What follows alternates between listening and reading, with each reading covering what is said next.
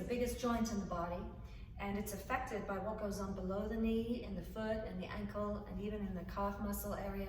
And it's also affected by what goes on into the hips and the back. So to start with, you can sit up on a height, it can also be on a chair, and you're just going to take a moment to thread your fingers in between your toes. And see if you can create a width there, and start to move the ball mounds of your feet around. And I like to do this in both directions. And then once in a while, see if I can't take the fingers a little closer in between the toes, widening the ball mound of the foot. Because the muscles in your foot and the bones of your feet, of course, relate to how your ankle works, which relates to how your knee works, and on upwards into your hip and back. So once you've done one, you can of course release it, and I always like to do a comparison and see, did the little bit of work I did on my one foot improve things or change things? It did. So I have to do the same thing to the other. And don't be surprised if one set of fingers is harder to squeeze in between those toes. And then once again, rather than just moving your ankle around, you want to see, can you isolate it just to the movement of the ball mound of your foot? And I go in both directions. And you can do this for a long time, you can do it for as long as you can. But one of the things I will say is if it's hard, do it often. And then from here we get to release, and then there you are, you can observe your handiwork. We're going to take Tadasana. This is also called Samastiti, means firm, steady pose. And the firmness and steadiness of the feet come a lot from how we operate with not just our toes, but also the ball mounds of the feet. You're going to take a block and place it down like this on the flattest side of the block. If you don't have a block, you can use a book or something like that. Now, from here, if you can just watch for a moment, this is the ball mound of the foot here. There's a big toe mound, and there is also a little toe side. And there is the area that we call the inner heel, and then there's an area that we call the outer heel. And these are really loosely translated as the four corners of the feet. So you're going to take your feet either side of the block, and you can have your hands on your hips. And if you can see this far down on your picture, notice from here that I lifted the toes to start with. And imagine that my fingers were right in between the toes, and I worked to spread the toes away to the side, particularly the little toe side, so that I had a maximum extension from the area that we call the big toe mound, all the way through the second, third, fourth, fifth, and extend downwards through the little toe mound of the foot. And from here, as I maintain that extension downwards, I then transition to the area that we call the inner heel, and then see if I can even it out and stretch into the outer edge of the heel.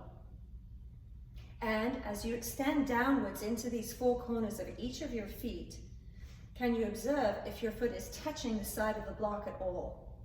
And if it is, the parts of your feet that will be touching will be the area we call the inner ankles. And you want to see, without lifting the four corners of your feet, can you lift the inner ankle bones up away from the block? The four corners of the feet extend downwards. That's the big toe mound and the little toe mound. And the inner edge of your heel and the outer edge of your heel. And then the ankle bones lift upwards. And when I talk about those ankle bones, again, it's the big area of the area we call the inner ankle bone. And for some of us, you'll notice that as soon as your ankle bones lift up, there is a consequent lift upwards through the area that we call the inner legs, from the inner knees upwards towards the inner thighs, and that there is a support mechanism that can come all the way around the pelvic floor and the gluteal area that allows for more extension, even upwards towards your chest. BKS Iyengar says that as we age, what happens is that our inner ankle bones drop down. So just take a moment and let your ankles collapse into the side of the block and see if you can feel what she means, that you might literally feel as if you shrunk a couple of inches. So once again, press downwards through the four corners of your feet, big toe mound, little toe mound, inner heel, outer heel, and then start to lift upwards through your inner ankle bone. Both of them lifting, without lifting the four corners of the feet at all. I'm going to be a little bit more refined now. Can you extend downwards through the big toe mound of your foot, the big toe and the big toe mound, and lift your inner ankle bones upwards, same time, together. And then from here, can you stack upwards from your hips to your waist, to your ribs, to your chest, all the way upwards to the crown of your head. And you'll notice that there is a different quality of work that's going on in your feet, your ankles, that will show up as perhaps an engagement of the muscles around your thighs and also around the area that we call the buttocks. And then from here, when you release, notice often the first thing that we do is we collapse our ankles. So now the truth is going to come out now. When you take the block away, just still keep your feet apart. Can you observe how when you do lift this inner ankle bone up, that it also creates a support mechanism for the arch of your foot? Once again, lift your toes, spread your toes. Press downwards through the four corners of your feet and start to lift your ankle bones upwards, away from the floor and away from each other. Mr. Iyengar would describe the foot, this lower part, the big toe mound and the big toe, the front part of the foot, as extending forwards and down.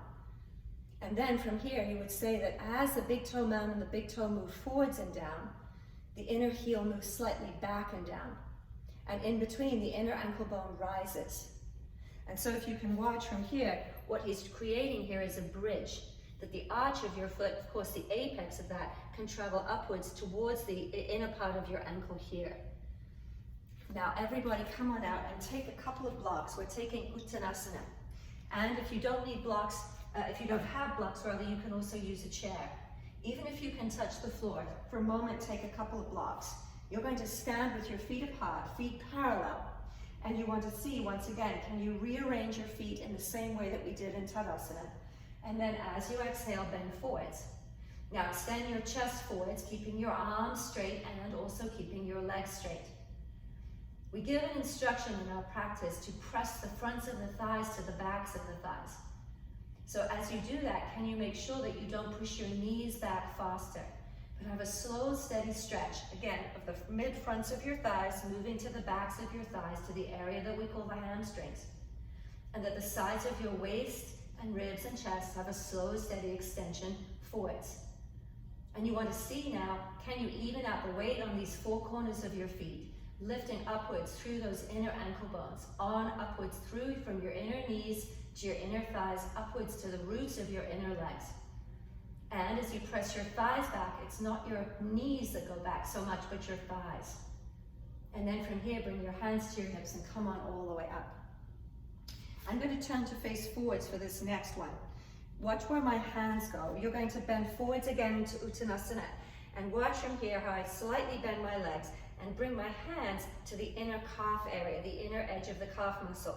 From the back, my fingertips would trace along a seam, an imaginary seam, right at the center back of the calf muscles.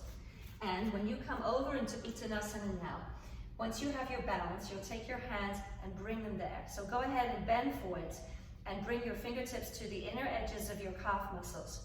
Now use your hands and arms to literally pull the inner edges of your calf muscles forwards towards your blocks, towards the big toe sides of your feet. And then from here, keeping your hands pulling the inner calf muscles forwards, can you then have this pressing back of the fronts of your thighs to the backs of your thighs? So in a way, your lower legs are being required to move in one direction, and your upper legs are being required to move in another. Because as you move your inner calf muscles forwards, what it does is it almost causes a bend to your knees. But you want to see that as you keep your legs straight, it's not by pushing your knee back, but rather by pressing the fronts of your thighs to the backs of your thighs. And once again, there's an even extension down into the four corners of your feet and a lift of your inner ankle bones upwards away from the floor. Now, can you hold this and bring your hands back onto the blocks? And to straighten your legs, and there are many ways we teach to straighten the legs, but one of the ways we don't teach is lock your knees back. So instead, can you move your inner calf muscles forwards and forwards and press the fronts of your thighs to the backs of your thighs, so that your legs, again, have this slow, steady extension. And then from here, bring your hands to your hips without disturbing your legs. Inhale and come on all the way up. Now we're going to take triangle pose, Trikonasana, and you're going to take two blocks and put them on the high side either side of your sticky mat. Now I'm going to show facing the camera so you can see the direction we're going to go. From here, you're going to turn your left foot in, bend your right leg, and turn your right leg out to the side. As I made mention, you're going to have a block for your hand as you go down. But from here, as I go down into the pose, you're going to slightly bend your front leg and anchor into the four corners of your front foot. And then this is this inner calf muscle that you just had your hand on in Uttanasana. Without straightening your leg just yet, the 4 points of the foot go down, and then you get to turn your inner calf muscle upwards away from the floor. And as you do that, as you keep your inner calf rising, you'll slowly begin to stretch your leg straight, again, with a slow, steady progression of the front of your thigh moving down. And then to come on out, you use your top arm, inhale, and come on all the way up out of the pose. So bring your feet together, and since this is a knee class, don't jump your feet to the side, but rather step your feet outwards to the side like so. Now, from here, you get to turn to your right side. You turn your left foot in, bend your right leg, and turn out to the right side. You can keep your hands on your hips and look down so that you can line up your front heel with the arch of your back foot. And then from here, as you go over to your right side, hand comes down onto the block, top hand can stay at your hip. Now watch your own right leg and slightly bend the leg, pressing the foot down into the floor. Again, those four corners of your front foot. The front foot is in Tadasana. Can you then turn your inner right calf muscle upwards towards the ceiling and slowly start to straighten the leg? And when you straighten the leg, it's not by pushing your knee down, it's by taking the front of your thigh to the back of your thigh, while you're also raising your inner right calf muscle upwards towards the ceiling. And so it's in this way that the knee doesn't get to bear really very much weight in the pose at all, but rather there's an even extension through the area we call the inner leg and the outer leg, from this dual action of the inner calf muscle lifting up, the four corners of the feet pressing down, and then this slow, steady extension of the front of your right thigh to the back of the right thigh. And then from here, hold the pose and stretch your top arm up, and then pull from your top arm as you inhale and come onto the center. Now take your other side, turning your right foot in, bend the left leg, turn to the left side. Now exhale, bring your hand down onto the block on the left side. Look down at your foot, bend the leg, press downwards through the four corners of your left foot. That includes the inner heel and the big toe mound and the little toe mound and the outer heel. And then you'll turn your inner calf muscle upwards towards the ceiling. Without disturbing the foot, slowly straighten your leg. And again, it's not by locking the knee down, but rather a slow, steady extension of the front of your thigh to the back of your thigh. Still turning your inner calf muscle upwards towards the ceiling. Your front leg, again, the lower leg and the upper leg, in certain ways are working in opposition to each other. The action of the lower leg seeks to bend the leg. The action of the top part of the leg, the thigh, seeks to straighten the leg.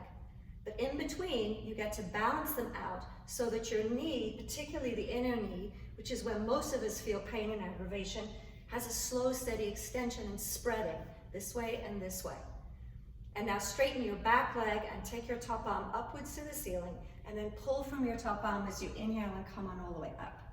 Take your first side again. Turn your left foot in, bend the right leg, turn it to the side. Now exhale and go over to your right side. Bring your left hand onto your left hip. Now the same action for your right foot. I'm going to go a little quicker now. Extend the four corners of your right foot into the floor and turn the inner right calf muscle upwards towards the ceiling. Pay attention to your inner right foot. Don't let it become light. Keep it extended downwards, press downwards, and then have a slow, steady extension of your front leg. The inner calf muscle rising and the thigh pressing from the front to the back.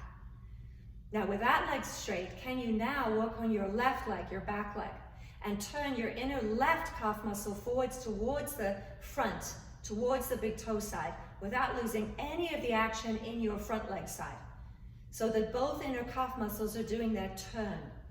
And the four corners of the feet extend downwards, and the front of the thigh moves gently towards the back of the thigh of both legs. Now take your top arm up.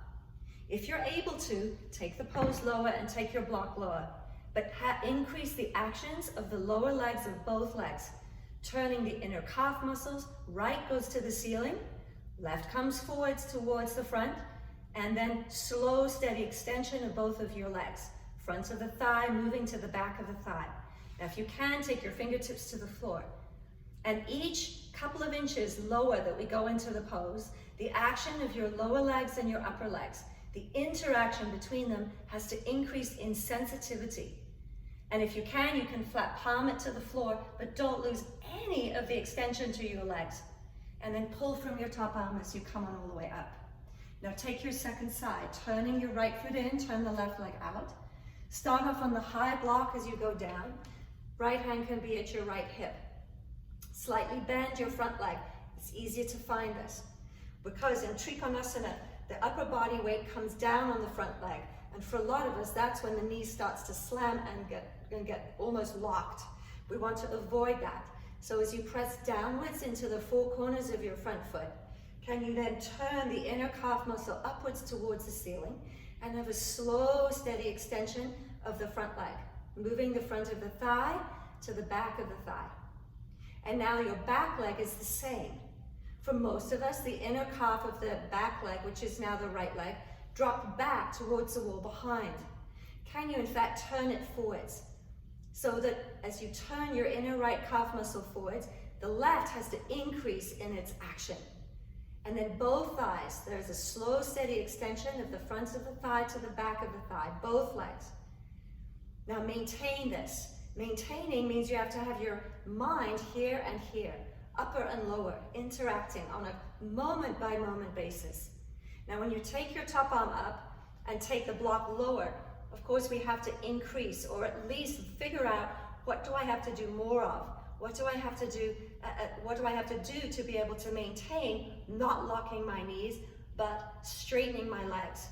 And then you can bring the fingertips down onto the floor. And once again, if you're able to, you can take your palm flat. But you want to see that with the palm flat, that the action of your lower legs and your upper legs increases. And then pull from your top arm as you come on up, and then turn your feet, and being careful of the blocks, step or jump your legs all the way together.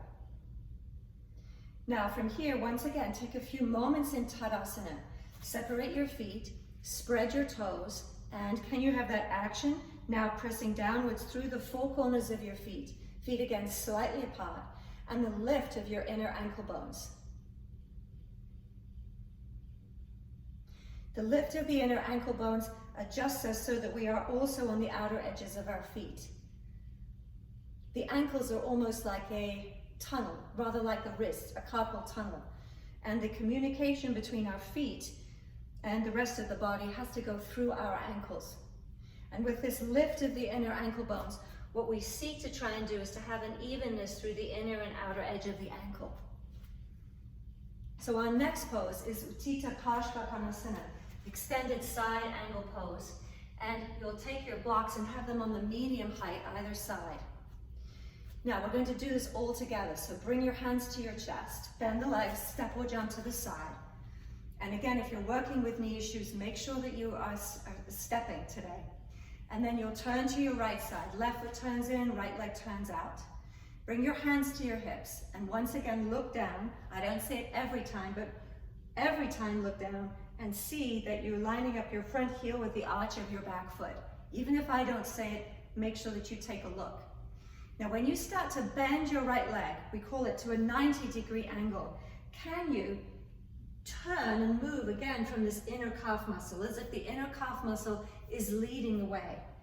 And watch what happens when you do that. And you want to see, can you maintain that Tadasana in your front foot with the four corners of the foot pressed down and the lift of your inner ankle up towards your inner knee. And still that inner calf muscle moves further to the right as you bring your hand now down onto the block. Top arm straight upwards and over by your ear. Now, without disturbing your front foot, can you turn from that inner calf muscle as if you had your own hand turning it and moving it in the direction of your right big toe, in the direction of the right side of the room. And then from here, keep that, maintain that direction as you inhale and pull yourself up out of the pose. And then take your second side, turning your right foot in, turn your left leg out. Hands come down on the hips. Now when you bend your front leg, again, there's a direction. There's a bend at the thigh and there's a bend at the knee. And for those of us with knee issues, any strain that can come into the knee is to be avoided. And how do we avoid that? We bend the leg with direction. So there's a movement of your inner calf muscle, again, as if you were holding it and pulling it in the direction of the left side. And as you do this, can you observe that your inner left ankle bone doesn't drop at all, but it stays lifted upwards towards your inner left knee. And then so that from the knee to the ankle to the foot is stable. When you bring your hand down onto the block, top arm extends up and then over by the ear. Can you again move and turn from your inner calf muscle? Turning and turning, moving. And if you catch this, you'll feel this all the way up in your left hip. Now pull from your top arm, inhale and come on all the way up. And then turn your feet, step or jump your legs together. I'm going to show something here, so just watch. We are going to do this pose again. When you get to bend your leg, I'm going to go back to something we did right at the beginning when we were doing Tadasana. Remember we did Tadasana like this with the feet either side of the block. So imagine that you have that block there, and as you bend the leg, there's a movement of the inner calf. And as I turn and bend, turning the inner calf, I want to observe that my inner right ankle bone doesn't drop into the side of the block. Because watch what happens when I do that. Watch what happens to my knee, watch what happens to my hip. And you'll see the block move once that ankle bone drops. Did you see? The block moved about 2 or 3 inches away. And now, what happens when I do that is I put tremendous strain on my inner knee, and of course it's really not so good for my hip either, because the femur bone is pushing out and pushing back. And the inner calf muscle is actually retreating and retracting this way. So you want to be very mindful, again, of how you bend the leg, that the inner ankle bone lifts up to the inner knee, and there is a turn of this inner calf muscle. And even though I don't have to bend anymore, I still have to continue the action. I've got this 90-degree bend. I just have to keep turning and moving the inner calf until I start to feel the strength coming all the way up into the hip. So let's do it one more time. Don't use a block like I just showed, but use the effect of what that meant, the Tadasana in your front foot. So step or jump your feet to the side, have your hands on your hips, and now turn to your first side. You'll turn your left foot in, bend the right leg and turn to the side. Now watch again, when you bend your right leg, the inner ankle bone draws up to the inner knee. And there is a movement, a turn of your inner right calf muscle towards the right side of the room. Bring your hand now down onto the block. You don't have to bend your right leg anymore if you've got your thigh parallel to the floor. But you do have to continue to be mindful and aware of the movement of your inner calf muscle as it continues to turn. And then without losing any of that, can you add your back leg, turning your inner left calf muscle forwards towards the big toe side, as you turn the inner right calf muscle forwards towards the big toe of your right foot. And then from here, take your top arm up and over. And it's the interaction of these two lower legs that will allow for your hips to create some strength and stability there. And that will help you come on all the way up and out of the pose. So let's take your second side now. Turn your right foot in, turn your left leg out, bring your hands to your hips, and now bend. And as you bend, have all of your attention in your mind on the movement of your inner left calf, so that your ankle bone doesn't drop down, but rather it lifts upwards towards your inner knee. And then as you continue to bend and reach, the movement of the inner calf is ongoing. So turn it and move it. And allow for your 4 corners of your front foot to anchor into the floor. And the lift of your inner left ankle bone up away towards your inner left knee. Now add your back leg side. Turn your inner right calf forwards towards the front of wherever you're facing. And they don't work necessarily in harmony with each other. But when you do work them together, there is an interaction that can create a harmony between your left and your right hip, between your left and your right knee. So then from here, take your top arm up and over and turn your inner left calf, your inner right calf. And with your back leg, have a slow, steady extension of the front of your right thigh to the back of your right thigh. And then pull from your top arm as you inhale and come on all the way up. And then turn your feet and step or jump your legs all the way together. Our next pose is Prasarita Padottanasana, wide-footed pose. I'm going to turn this way and we'll do the pose together. If you're working with back issues, make sure that you have blocks if it's hard to touch the floor. But for most of us, it's fine to just bring the fingertips down. So step or jump your feet wide to the side. And before you bend forwards into this pose, lift your toes and spread your toes. And have an extension, because this is a very wide Tadasana, of course, that you can find the four corners of your feet. And that you're not favoring the inner or the outer, or the front or the back, but that there is an even extension downwards. And then from here, keeping the legs straight, bend forwards, and place your hands, your wrists in line with your big toes, and your hands as wide as your shoulders. Now, from here, there is a straightness to your legs as the fronts of the thighs move to the backs of the thighs. But again, notice how quickly the knees want to move first. So if you can, take your hands once again to your inner calf muscles, and you can see how I'm showing that with the thumb around the edge and the fingers to the inner calf. And then from here, I get to turn and move the inner calf muscles forwards. And then from here, I get to press the thighs back. And the upper legs and the lower legs are working almost at opposition with each other. And it's the interaction of the two that will create a straightness to your legs without a locking of your knees. Bring your hands now back down onto the floor. And as you turn your inner calf muscles forward, can you work to press the fronts of your thighs to the backs of your thighs? And then even out the weight on your feet. The four corners of the feet have to anchor. So keep them pressed down as you turn your inner calf muscles forward. And as you turn your inner calf muscles, you'll notice that it brings more weight to the outer edges of your feet. So you have to see, can you keep the big toe mound and the big toes also anchored downwards into the floor? And even out the weight on your right foot, on your left foot, on the inner edges of your feet, on the outer edges of your feet. And working the interactions of your upper legs and your lower legs to see if you can once again have this slow, steady extension of your legs without creating too much strain on your knees at all. Now maintain this, and if you can take your head to the floor, you'll bend your elbows so that the upper arms and the forearms are at a right angle to each other. Come down onto the crown of your head. Inner calf muscles forwards, fronts of the thighs press back. Slow, steady extension of the backs of your thighs.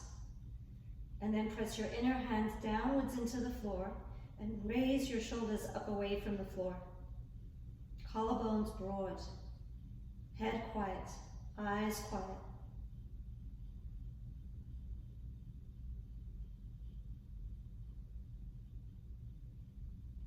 All the while working to be observant of the interactions. And just observing also where the body ends up when you, for a moment, don't pay attention. And then to come out, you'll straighten your arms, walk your hands forwards. You can heel toe your feet closer together. And then bring your hands to your hips and come on all the way up.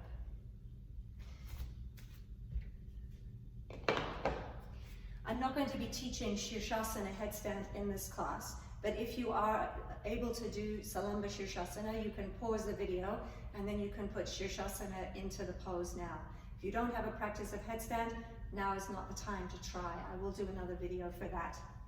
But from here, you're going to take a couple of blankets and we're going to continue this work with our knees. You will need to have your block once again.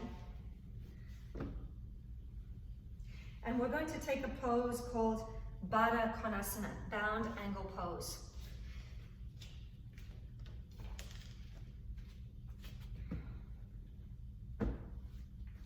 So from here, you'll sit on the front edges of your blankets and make sure that you have your block around. Now to come into Baddha Konasana, watch from here how I take hold of the back of the knee and draw the foot back in this way, so that I'm taking the knee outwards to the side. And I'm going to do that with both legs.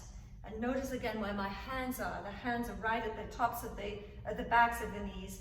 And from here, I get to rotate the inner thighs right across towards the outer thighs. Now the feet are not together on account that I'm going to place the block directly between the feet. And I need to pull the block as close as I can towards the blankets without creating pain in my knees. If there is pain, I have to take the block a little further away. Now, you're going to work to press the four corners of your feet into the sides of the block. And you can lean slightly back now with your hands, shoulders behind your hips, and then push the four corners of your feet into the block. Now this is a pose that now starts to transition some of our work all the way up into the hips.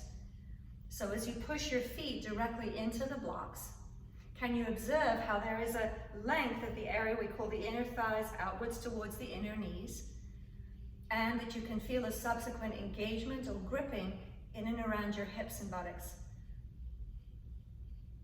Now from here, if you're able to, you can take the block away. Keeping the distance between your femurs, you can bring your feet much, much closer together so that they touch. And again, this is up to your knee joints. If there's pain, you have to stay in this position. But otherwise, you're going to pick your buttocks up and push your femur bones closer towards your heels. And notice how I lift up to do that. I lift and push and lift and push. And from here, I'm still up on the blankets, but the distance between my heels and my femur bones has decreased. Now, from here, we spent a bit of time today working to turn this calf muscle, this inner calf muscle.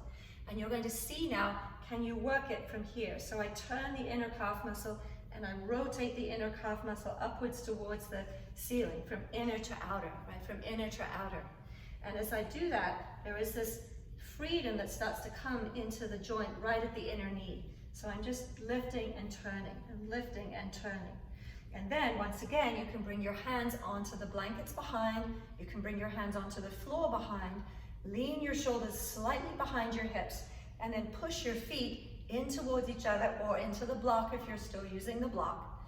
And then from here, can you have a sense that your inner thighs are releasing, moving away from your inner knees? To come out of the pose, you'll bring your hands to your outer thighs, bring the legs all the way together. And then from here, when you come out, bring yourself off the blanket support and take Dandasana. We'll slightly separate the feet. From here, you'll bend one leg, and you see how I've got both of my hands now, and I'm bringing the fingertips to the center of the back of the calf muscle, and I'm spreading. Mr. Iyengar would call this bifurcating.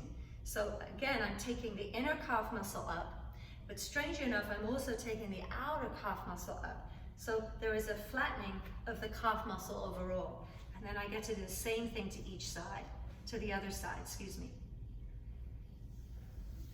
Now with the hands either sides of the hips for Dandasana, without raising the heels, I can look straight down at the kneecaps. And I want to observe here, can I keep the very center of the kneecaps facing the ceiling? And to do that, I'm going to see if I can work to do that by lifting my inner calf muscles up without using my hands. I'm just showing from here. And strangely enough, also keeping these thighs pressed down. And so you can look at your own kneecaps and see, okay, now I'm going to keep my inner calves lifted up and see if I can press the fronts of the thighs down to the backs of the thighs. Inner calf muscles rising, thighs pressing down. And if my inner calf muscles lift too much, then the knees are going to turn outwards. So I have to balance it out with a lift of the outer calf muscles as well. And you can do this with your legs apart so that you can really begin to see the differences between your two knees. Still trying to get the backs of the thighs to make contact with the floor without raising your heels. Still trying to get the center of your kneecaps to face upwards towards the ceiling without distorting your feet or your ankles. Keep your toes spread, keep the ball mounds of the feet spreading, little toes pulling away to the side.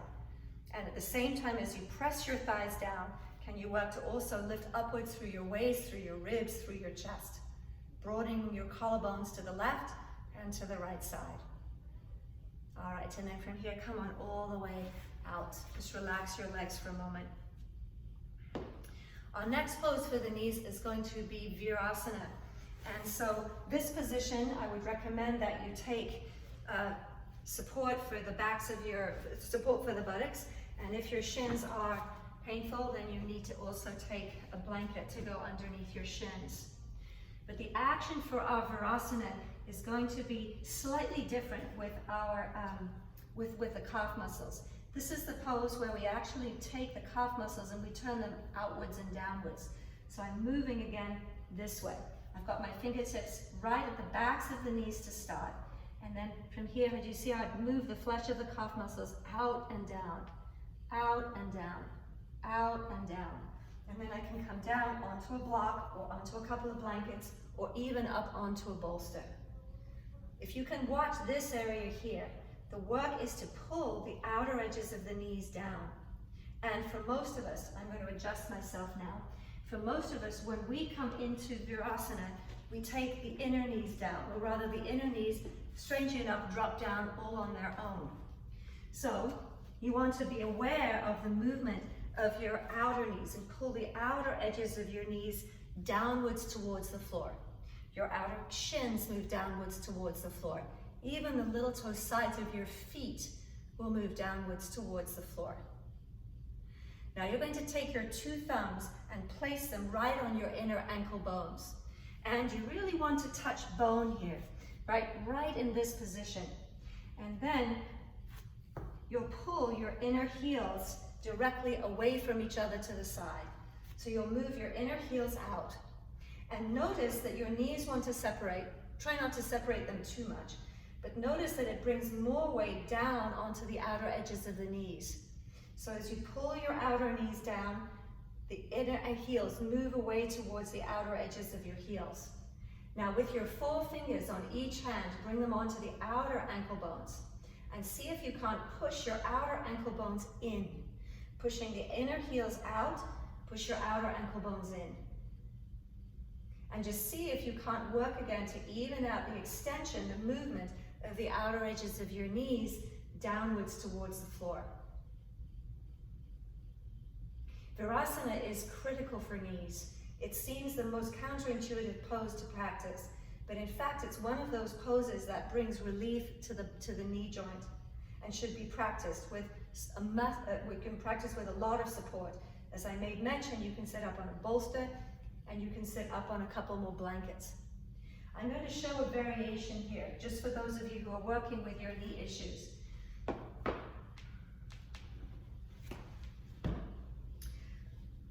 One of the ways we practice is that we take a little bit more support underneath the backs of the knees. So do you see how I have this blanket and I have to make sure that it's pulled quite flat? The easiest way to come in here is to bring my head to the floor and bring the blanket all the way to the backs of the knees. I don't want to make it very thick, but right from here I use my hands to pull the outer edges of the blankets down, to pull my outer knees down. And you would want to have something to sit back onto. And sometimes just a little bit of extra space behind the knees can bring a tremendous amount of relief there. So my buttocks are raised up on the bolster, and again, I can use my hands to see if I can't pull the outer edges of the knees down like this. Now to come out of Virasana,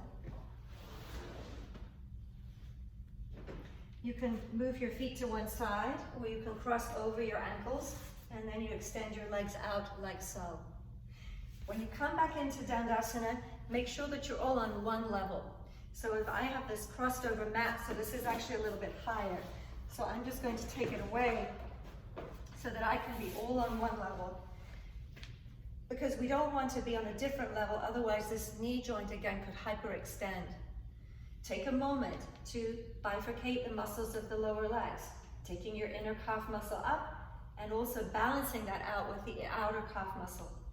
Now to come out of Virasana, the heels press down, and then you want to see, can you take the backs of your knees down? Can you take the backs of your thighs down? And all the while the heels remain heavy. And then from here, release and come on out. We're going to move to Padmasana. And half Padmasana is one of those poses that should, again, be worked on with regularity if you're working with knee issues. Watch from here. I'm going to start off with the legs very relaxed. And from here, when I bend my leg and take both, use both hands on the lower part of the leg and on the foot and on the ankle. If you can watch this hand, right at the beginning, we did a lot of work to turn the inner calf. And that's what we're going to do here. The inner calf muscle gets to turn, and then watch as I bring my other hand and bring the foot towards the top of the thigh, and then I just place the foot on the opposite thigh and then release it and take it out to the side. So go ahead, and we're going to start off again. We'll start off with the right leg. So bring your hand to the back of the leg like Baddha Konasana, and then you can now take your lower right leg in both of your hands like this, cradling the leg, and you get to use your right hand to rotate the thigh, turn the calf from inner to outer, and then your right foot comes towards the top of the left thigh, and you can just place it on the thigh, and then from here release the leg out. So this hand is a tool because it acts as a spacer like the blanket did in Virasana. It acts as a rotator to turn the inner calf. And then from here, it can also act as an extender. As you pull the foot towards the top of the thigh, you can release and take the inner thigh towards the inner knee out towards the outer knee, towards the floor. And then you release and take the leg out. So do this a couple of times to each side. Again, rotating from the inner calf turning to the outer calf as you bring the leg over into Padmasana, half Padmasana, and then you release. And you want to keep the other leg very soft, so it doesn't have to engage. Keep the other leg just very relaxed. And then from here you get to release. And then to take a deeper Padmasana, or to take the next stage, you'll take Ardha Padmasana from here, and then you see I can now let go, and then lean back, and bend the opposite leg, and here I am in a half Padmasana, Ardha Padmasana. And then from here I release, use both hands, release the leg, and then I'll do the same thing to the other side. Right? So turning the calf, placing the foot on the top of the thigh, and then leaning back, bend the opposite leg, and then come into here, half Padmasana. And then again, when I come out, I have to use the hand carefully to release the leg out. Now you can keep practicing that, and then for those of you who want to have a go at full Padmasana, you'll take your Ardha Padmasana again, and then from here, to take a full Padmasana, watch as I sort of lean over to the right side. My right knee comes to the floor, and I walk my left foot in, and you see I'm staying on this right side, and then I have to turn the calf of the opposite and see, can I just slide the foot on top of the other knee? Just like that. Eventually you can bring the foot all the way to the root of the opposite thigh. And here we are in Padmasana, lotus pose. And then to come on out, again I have to be careful now of both legs as I release away. And then once again, we'll do the other side. This can be repeated countless times. The more repetition, the more flexibility you'll get in your foot, your ankle, your hip, and that of course will benefit your knee. So to take Padmasana, again, I lean over to the side, I have to turn the calf muscle, and then see if I can pull the foot on top of the knee, and there we are. And then to come on out, release the legs, and you'll come back into that same variation of Dandasana that we've been practicing. Take a moment to spread the muscles, spread the calf muscle of your lower leg, balance out the lift of the inner calf, the lift of the outer calf, the kneecap centered straight upwards towards the ceiling as you press the fronts of the thighs to the backs of the thighs, downwards towards the floor. And then lift and open your chest. And then from here, come on out. So we're going to finish our today's practice with Savandasana. And you can take the following setup.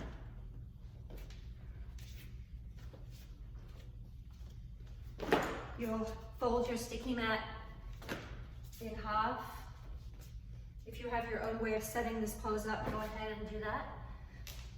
And you'll have a stack of blankets. These Mexican blankets, 3 or 4, usually suffice. Make sure that the folded edges face the same direction and that they're on top of each other and just slightly stair-stepped, because these Mexican blankets have a tendency to slip a little bit.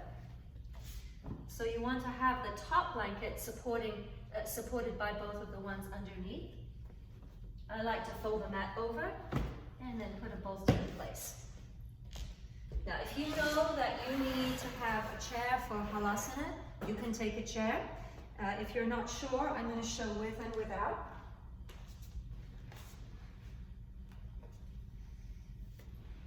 Your head will be down on the floor, the shoulders are lifted, and you want to measure without looking left or right so that you have about an inch of space between where the top blanket is and where your shoulder is. If you're using a chair, you have to hold on to the bottom legs of the chair and then push it away until your arms are straight. The arms come alongside the bolster or the floor if you don't have a bolster, and then watch from here how I press downwards through the shoulders and then swing the legs over to the chair. Or if you don't need the chair, you just bring your legs directly onto the floor. I'm just going to slide the chair further away. And roll onto the tops of the shoulders and bring your hands to the back. So go ahead and set up, and I'll wait for you here. If you need a chair, you can also make sure that the chair is arm distance away so you can easily place your feet on the chair. If you're working with neck or shoulder issues, don't do this pose. But once you're in Halasana, you'll roll onto the tops of your shoulders and bring your hands to your back. Now, right from this position, Halasana, plow pose, whether you've got your feet on the floor or your feet on the chair, straighten your legs. And can you do it in exactly the same way that we've been practicing today? First of all, tuck your toes forwards towards your knees and be on the ball mounds of your feet. And particularly extend into your big toe mound. And then press the fronts of your thighs upwards to the backs of your thighs.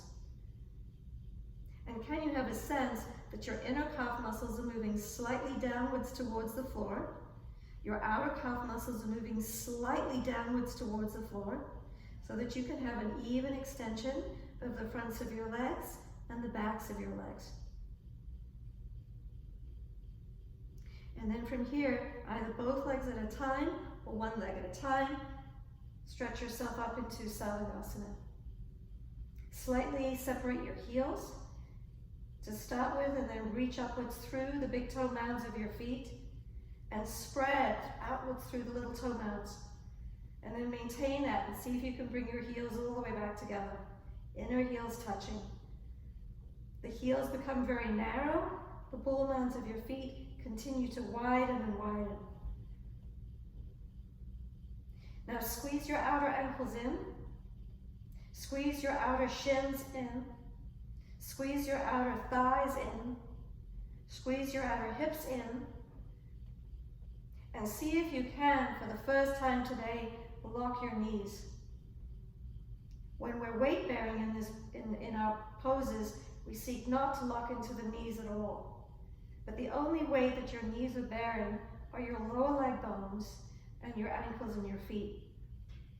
So you want to see if in Savasana, if you can test out the extension of your legs by locking, as Mr. Iyengar would say, can you lock your knees into your knees? Continue to stretch the fronts of your thighs up. Pull your tailbone, middle buttocks in, and stretch upwards through to the four corners of your feet. Inner heels up to the big toe mounds, to the big toes. Outer heels reaching away and extending towards the little toe mounds of your feet. Squeezing the legs together. Locking your knees into your knees. And be in an ongoing adjustment to stay right onto the tops of your shoulders, moving your hands further down your back. And then soften your eyes. Soften your face.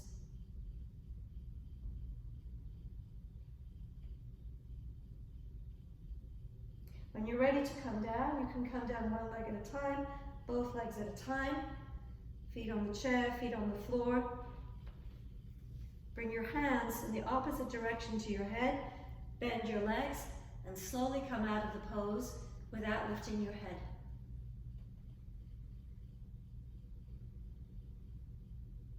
You'll slide back to come on out, and then carefully roll over to your right side.